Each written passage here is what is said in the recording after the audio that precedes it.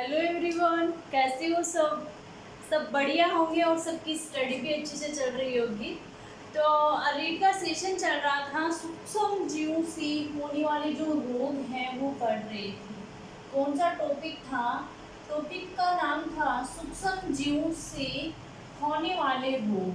सूक्ष्म जीवों से होने वाले जो रोग हैं उसके बारे में डिस्कस कर रहे थे। सूक्ष्म जीवों से होने वाले रोग, इनका क्या कारण है, बचाव, इसके बारे में डिस्कस करेंगे। तो कल 2 रोग देखे थे और आज उसके नेक्स्ट अगले वाले 3 रोग हैं उनके बारे में डिस्कस करेंगे। तो पहला जो रोग है, पहली जो डिजीज है वो है diphtheria. Diphtheria diphtheria diphtheria disease है।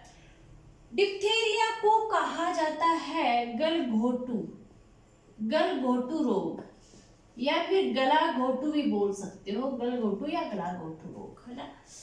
इसमें क्या होता है, इसका जो कैजुअल ऑर्गेनिज्म है यानी कारक जो जीव है, डिप्थेरिया रोग है, डिजीज है, किसके कारण होता है? तो डिप्थेरिया जो डिजीज है उसका कारण है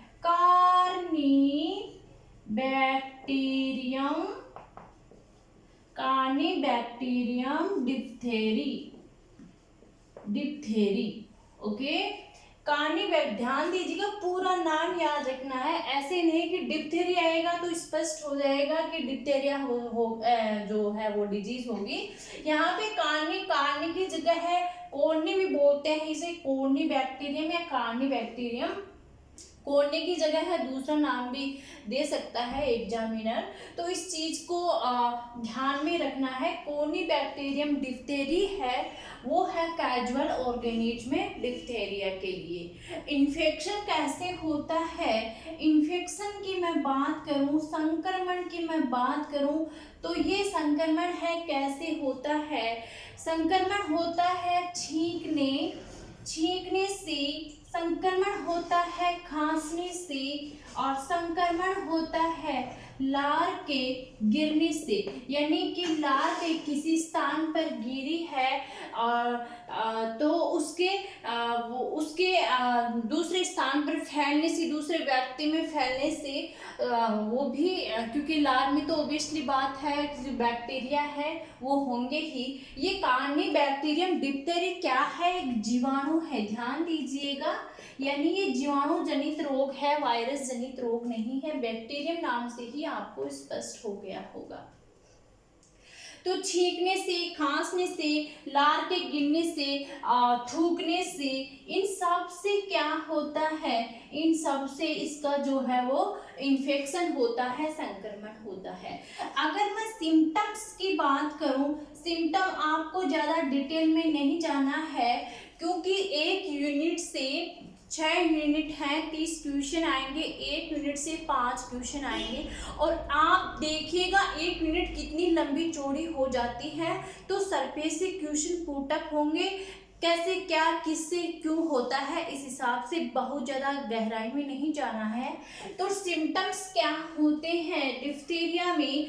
इससे नाम से ही स्पष्ट है, डिप्थेरिया गला घोटू नाम से ही स्पष्ट है। जैसा नाम है वैसे ही इसके सिम्टम्स होते हैं। यानी कि इसमें जो बालक होता है उस बालक का गला घुटने लगता है। इस रोग में बालक का गला घुटने लगता है, उसे अच्छी तरीके से श्वास नहीं, बालक अच्छी तरीके से श्वास नहीं ले पाता है। बालक में क्या होता है? बालक में जो जीभ होती है, जीभ के पीछे की जो श्लेष्मा होती है जीभ में, और जो टॉन्सिल होते हैं, आपने सुना होगा जो यहाँ पे टॉन्सिल है, कभी वो स्वेलिंग आ जाती है। तो जीभ है, टॉन्सिल है, इनमें क्या आ जाती है? इनमें स्वेलिंग आ जाती है, सूजन आ जाती है ना।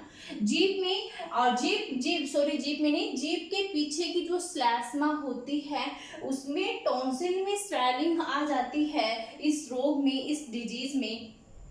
देन क्या होता है कि वो ही आपका खांसी होती है, वो ही आपकी खांसी आती है, बुखार होती है ना, बुखार होती है, जुकाम होती है, आपका जो जो हृदय चाप है, ब्लड प्रेशर है, हार्ट जो आपका हृदय चाप है ना, वो आपका डिक्रीज होने लगता है। ये सब के सारे जो सॉरी ये इंक्रीज होने लगता है, हृदय की धड़कन है ये इंक्रीज होने लगती है इसमें, है ना, खांसी होती है, बुखार है, जैसे कि मांसपेशियों में, शरीर में है वो दर्द होने लगता है ना, शरीर में आपका जो है वो दर्द होने लगता है। ये सारे के सारे जो सिम्टम्स हैं, हार्ट बीट इंक्रीज हो जाना, जुकाम होना, खांसी होना, बुखार होना, ये सारे के सारे सिम्टम्स है वो डिप्थेरिया के हैं।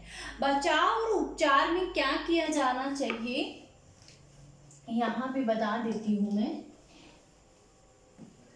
नेक्स्ट इसकी बात करते हैं बचाव एंड उपचार की। डिप्थेरिया जब डिजीज हो जाती है तो बचाव और उपचार में क्या किया जाता है, इसके ध्यान दीजिएगा। डिप्थेरिया में बच्चे का जो शिशु होता है, उस शिशु के 6th 10th और 14th है ना, छठे 10वें और 14वें हफ्ते में डीपीटी का टीका लगाया जाता है। डीपीटी का जो है वो टीका है, जो वैक्सीन है, डिप्थेरिया, पर्टिसिस और टिटनस है ना, इनका जो टीका है वो 6वें 10वें और 14वें महीने में लगाया जाता है, और 5वें वर्ष में बूस्टर डोज है वो लगवाना चाहिए। इसमें वैक्सीन है ऑलरेडी, यानी कि टीका लगाया जाता है मतलब इसकी वैक्सीन है ऑलरेडी है वो बन चुकी है। और जब संक्रमण हो जाता है, जब इन्फेक्शन हो जाता है, तो इन्फेक्शन हो जाने पे डॉक्टर की सलाह के बगैर कोई मेडिसिन नहीं लेनी चाहिए। जो डॉक्टर हैं वो एंटीबायोटिक यूज करते हैं, जैसे कि पेनिसिलिन एंटीबायोटिक है, पेनिसिलिन एंटीबायोटिक है, सिप्रोफ्लेक्सिन एंटीबायोटिक है, सिप्रोफ्लेक्सिन एंटीबायोटिक है, वो इस डिजीज में है वो उपयोग में ली जाती है डिप्थेरिया में। तो आई होप यहाँ पे आपको सब कुछ समझ में आ गया होगा।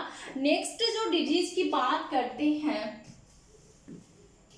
अगली डिजीज, हाँ आज कंप्लीट हो जाएंगी सारी डिजीज इसमें, उसके बाद में ये चैप्टर भी कगार पे आ जाएगा खत्म होने के।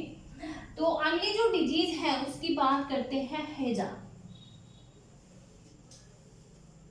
कितने नंबर की है, 2 कल पढ़ी थी, 3 और 4th नंबर की है ना हैजा।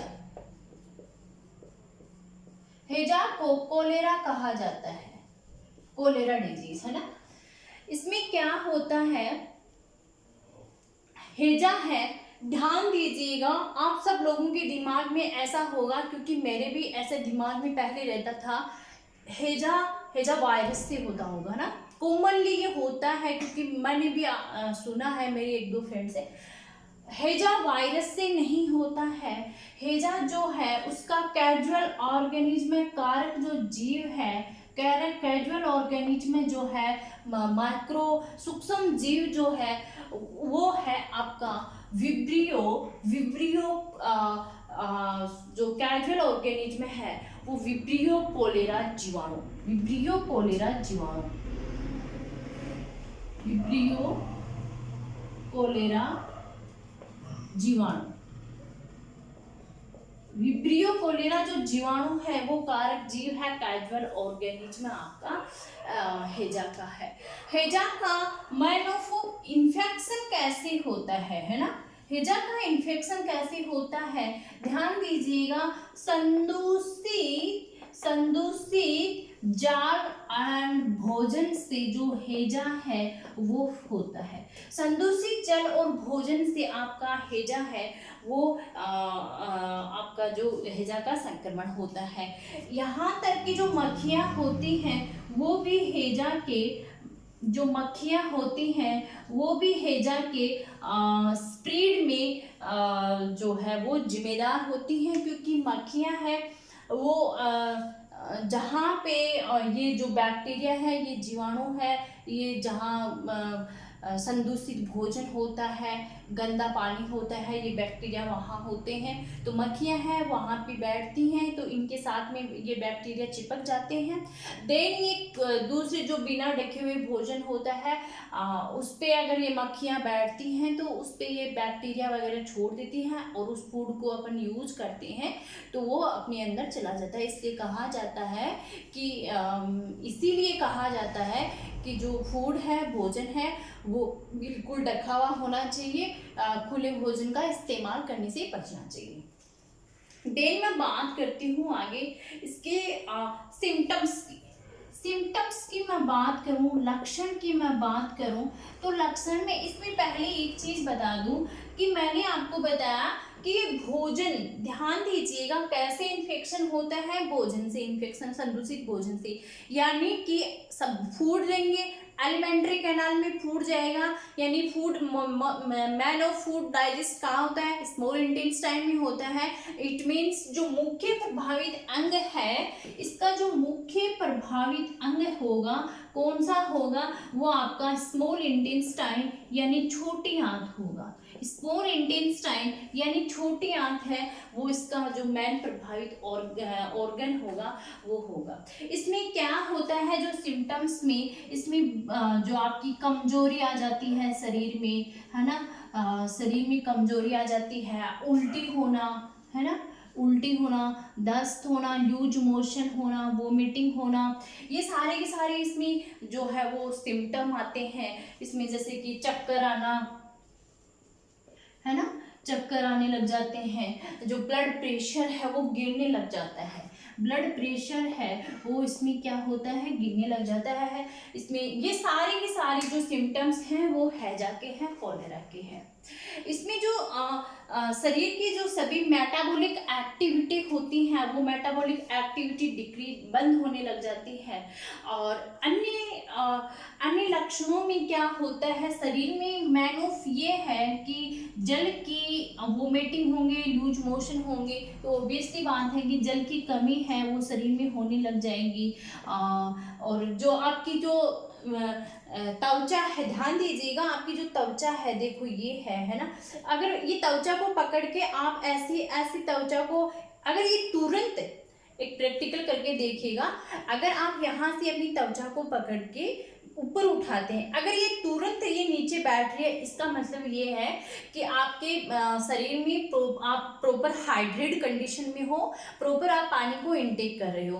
ओके, अगर ये त्वचा खाल है आपकी, सिकुड़ रही है, यानी काफी देर से ये बैठ रही है नीचे, ये सिकुड़ी लगती है, इसका मतलब ये है कि आप डिहाइड्रेट कंडीशन में हो और आपको प्रॉपर पानी का इनटेक करना चाहिए, प्रॉपर पानी लेना चाहिए। तो इसमें खाल है वो सिकुड़ने लगती है, खाल है वो सिकुड़ने लगती है। ये इसके जो सिम्टम्स हैं वो हैं जो है हैजा के।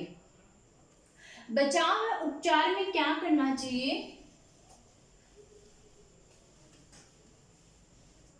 बचाव और उपचार की मैं बात करूं हैजा की, बचाव एंड उपचार, तो सबसे पहले तो यही है कि अपने आसपास है वो पानी, गंदे पानी को इकट्ठा गंदे पानी को इकट्ठा नहीं होने देना चाहिए।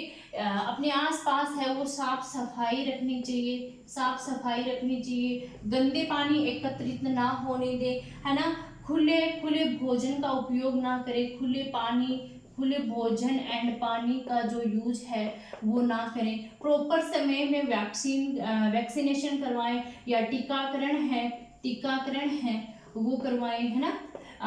जो जब ये शरीर में जब लूज मोशन होता है, वोमिटिंग होती है, तो ORS का घोल है वो लेना चाहिए, है ना, ORS का घोल है वो लेना चाहिए, थोड़ा सा पानी लेना चाहिए, पानी में थोड़ा सा नमक एंड जो है नींबू है वो डाल के आपको वो लेना चाहिए, उसको ORS का घोल बोला जाता है। तो प्रॉपर टाइम पे ये लेना चाहिए। हाथ को जो है वो अच्छी तरीके से हाथ साफ करके भोजन है वो करना चाहिए। कि प्रॉपर जो है हाइजीन, एक तरह से हाइजीन बोल सकते हैं, ये इसमें सावधानी रखनी चाहिए। नेक्स्ट जो डिजीज की बात करते हैं, बहुत सिंपल सिंपल डिजीज है, आपको कुछ याद नहीं रखना पड़ेगा, सिर्फ 2-4 बातें हैं वो आपको ध्यान में रखनी है। कौन सी डिजीज किसके कारण होते हैं, कौन सा अंग प्रभावित होता है, और क्या सिम्टम्स होते हैं, और क्या इसके लिए क्या बचाव का तरीका है, ये ध्यान में रखना है। एक टीका याद रख लेना, कौन सा क्या टीका।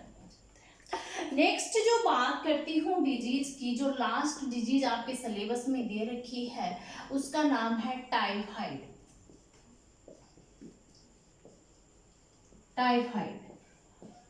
टाइफाइड जो डिजीज है, जो टाइफाइड डिजीज है, सॉरी ये नहीं वो है, टाइफाइड डिजीज है ना, किसके कारण होती है टाइफाइड डिजीज है। कैजुअल ऑर्गेनिज्म में कारक जीव की मैं बात करूं टाइफाइड डिजीज में, तो कारक जीव है साल्मोनेला टाइफी। साल्मोनेला टाइफी है वो क्या है, साल्मोनेला टाइफी है वो कैजुअल ऑर्गेनिज्म है टाइफाइड का। बोले मैम जीवाणु है या वायरस है, बिल्कुल जीवाणु है ना। साल्मोनेला टाइफी है वो बैक्टीरिया है, और टाइफाइड का जो है वो कैजुअल ऑर्गेनिज्म है। इन्फेक्शन कैसे फैलता है इसका, टाइफाइड का कैसे इन्फेक्शन फैलता है, इन्फेक्शन है वो दूषित जल से है, दूषित जल से मैन ऑफ इन्फेक्शन है वो फैलता है। संक्रमित व्यक्ति से दूसरे व्यक्ति में खाद्य पदार्थ है, संदूषित खाद्य पदार्थ है, संदूषित खाद्य पदार्थों से जो है इसका संक्रमण है वो फैलता है। एक व्यक्ति से दूसरे व्यक्ति में ये फैल जाता है, संदूषित खाद्य पदार्थ से ये इसका जो इन्फेक्शन है वो फैलता है। इसमें सिम्टम्स की मैं बात करूं, क्या सिम्टम्स होते हैं। सबसे पहले प्रभावित अंग मैं बताऊं तो इसमें जो मुख्य प्रभावित अंग वो ही बात होगी, संदूषित खाद्य पदार्थ मैंने बताया है। इट मीन्स जो इसमें प्रभावित जो अंग होगा वो आपका होगा छोटी आंत है, small intestine, man of small intestine, छोटी आंत। हालांकि अगर ऑप्शन में अमाशय आ जाए तो आपको ध्यान में रखना चाहिए कि अमाशय भी इसका क्या होता है, एलिमेंट्री कैनाल का पार्ट होता है, त्वचा भी इससे इफेक्ट होती है, वो मैंने आपको बताया उसी तरीके से। तो छोटी आंत है, अमाशय है, ये सब है वो इसके प्रभावित जो मुख्य ऑर्गन है वो इसमें होते हैं इस डिजीज में। इसमें जो सिम्टम्स की मैं बात करूं, इसमें आपका मध्यम दर्जे का जो है वो फीवर होता है ना, मध्यम दर्जे का बुखार होता है इसमें ना, बुखार होता है, थकान होती है, शरीर में जो कमजोरी है वो होती है इसमें ना, इस रोग में थकान होती है, आपके बुखार होता है, कमजोरी होती है, आपका खांसी जुकाम तो नॉर्मल है, खांसी जुकाम होना है ना, खांसी होना, जुकाम होना, ये सारे के सारे सिम्टम्स हैं वो इसमें देखने को मिलते हैं आपके। जैसे कि उल्टी दस्त होना, ये सारे के सारे सिम्टम हैं वो देखने को मिलते हैं। और इसमें जैसे कि वो कई बार होता है जी घबराना, जी मर जाना, जी घबराना, है ना, ये जो है लक्षण है इसमें देखने को मिलते हैं टाइफाइड में। इसके लिए बचाव क्या किया जाता है, बचाव और उपचार यही है कि गंदगी से बचो। बचाव और उपचार में मेन चीज यही है कि गंदगी से बचना चाहिए, गंदगी से बचो, बस ये इम्पोर्टेंट चीज है, गंदगी से बचना चाहिए। खाने पीने की वस्तुओं को जो साबुन से हाथ धोकर ही खाने पीने की वस्तुओं को यूज में लेना चाहिए। और देन मैं इसकी वो बात करूं वैक्सीन की, तो वैक्सीन में इसकी जो वैक्सीन है वो आपको पता है तैयार है, कौन सा टीका लगाया जाता है, तो पॉलीसेकेराइड टाइफाइड नाम से इसका जो टीका है, पॉलीसेकेराइड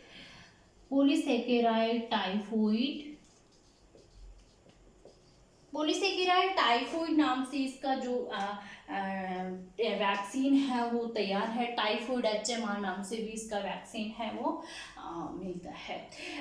डॉक्टर इन्फेक्शन हो जाता है तो डॉक्टर की सलाह पर ही क्या है वो एंटीबायोटिक लेना चाहिए, बिना डॉक्टर की सलाह पर एंटीबायोटिक नहीं लेना चाहिए।